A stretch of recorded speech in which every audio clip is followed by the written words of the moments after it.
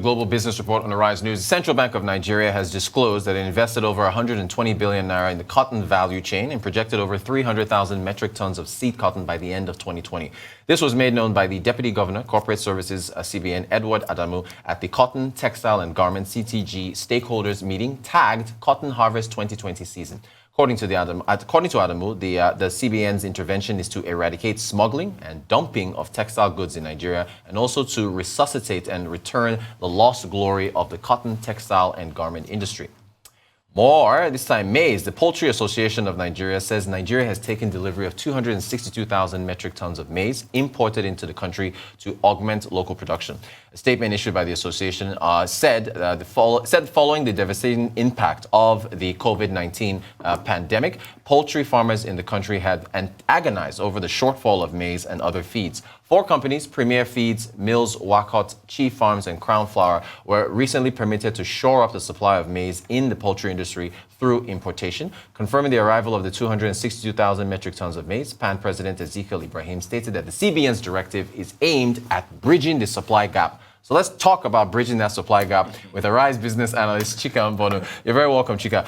Starting with good morning to you, Chika. We'll start with cotton first and the maize. The 120 billion intervention, how far can that go, Chika? But the perspective is that at the time in this country, I think the younger days of my banking career, we knew there were so many textile companies.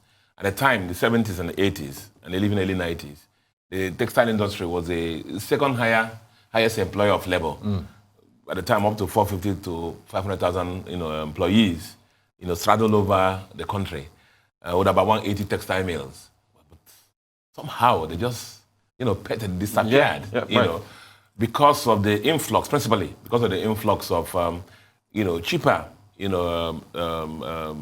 products from overseas. I nearly mentioned the countries now, but let me spare that from overseas, and which emasculated the local production, sometimes better quality. And so having the raw materials, as CBN is funding, is one aspect of it.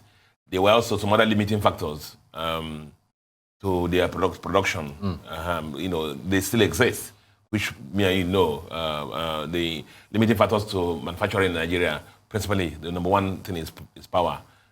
So as CBN is sorting out the issue, funding the value chain, they also look at the limiting factors. And then, why does smuggling thrive? I keep saying why does smuggling thrive. Smuggling thrives when you have cheaper alternatives outside that can, and where the ones inside are more expensive. And 2, also, where the borders are porous.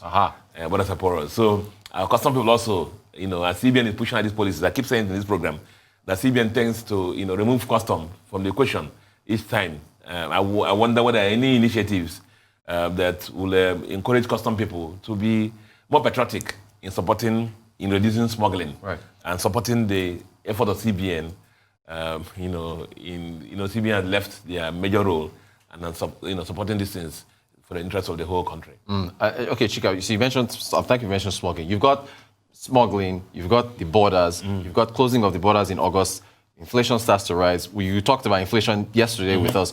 So, do we accelerate reopening the borders, which now brings in more smuggling, or is it the customs officers that... It's a balance, because of the fact that we also said in this program that the smuggling doesn't happen in the air. We have our neighbors where the ships for these smuggled products land and they're cleared, and they know that the imports are not for them. They are being smuggled to Nigeria. So, as the VP has said, is to work in partnership with our neighbors to make sure that these things don't land in their countries. And then, if they land in their countries, the next thing, how do they get into Nigeria? Which is the efficacy of our border controls. Okay, thank you. Let's go over to maize now with the Poultry Farmers Association, talking about those 262,000 metric tons of maize that came in, and the 4 companies that were allowed to bring this in. Is that an admission that perhaps... It speaks to the things we've been talking about in this program. Yes. Again, which is to this. We have not estimated. Remember, maize was already banned. The production of maize was already banned before it was lifted, and these people were given discretionary approval to go and import some, which speaks to the fact that, 1, we didn't determine the capacity of local production. Two, we didn't determine the capacity of our local consumption so that we know the gap and how to fill the gap. It was after banning maize importation, they realized that we have got a shortfall because that's a major input into the poultry, for the poultry farmers, and which will also lead to a rise in the price of chicken, which is the cheapest protein for the country.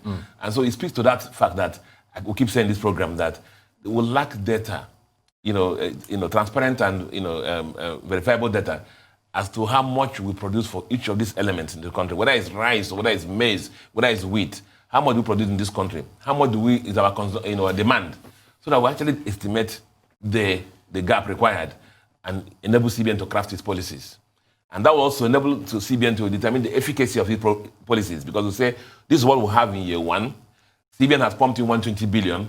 So in year X, this is the output. So that we know how to measure the efficacy of these policies. Because now, selecting 4 companies out of the plethora of companies in that sector, and then giving them discretionary licenses to go and import, speaks volumes. And other people have the right to complain. Rice business analyst Chika Mbono, thank you so much for taking us through the maize and cotton there.